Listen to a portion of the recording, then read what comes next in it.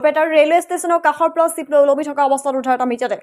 আজি ৰাতিপুৱা ৰেলৱে ষ্টেচনৰ গাতে লাগি থকা এখন গছত লোকজন ওলমি থকা অৱস্থাতে স্থানীয় ৰাইজে প্ৰত্যক্ষ কৰি আৰক্ষীক খবৰ দিয়াত ঘটনাস্থলীত বৰপেটাত আৰক্ষী আৰু বৰপেটাত ৰেলৱে আৰক্ষী উপস্থিত হৈ পৰিস্থিতিৰ বুজ লোৱাৰ লগতে মৃতদেহটো উদ্ধাৰ কৰি মৰণোত্তৰ পৰীক্ষাৰ বাবে Fakhruddin Ali Ahmed medical college and হস্পিটেললৈ প্ৰেৰণ কৰে। নিহত লোকজনৰ লগত থকা নথি পত্ৰ পৰ্যবেক্ষণ কৰি লোকজন বৰপেটা জিলা বৰহৰীৰ অজিত ঘোষ বয়স 47 বছৰ বুলি জানিব পৰা গৈছে। লোকজন আত্মহত্যা কৰা বুলি একাংশ সন্দেহ প্ৰকাশ কৰিছে যদিও আৰক্ষীৰ তদন্ততে সমগ্ৰ ঘটনা পোহৰলৈ আহিব। এতিয়া শুনা পালো ইয়াতে গছত এজন মানুহে সুইচাইড কৰি উমলি আছিল গছত, তো আহি পিনে দেখা পালো হয় মানুহজন ডিঙিত ৰছী বান্ধি গছত হেং কৰি আছিল।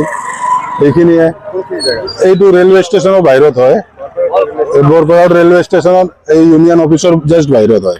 সেইখিনিয়ে মানুহজন বহৰীৰ বুলি শুনা পাইছো মই এতিয়ালৈকে, তো নামটো মই গম পোৱা নাই।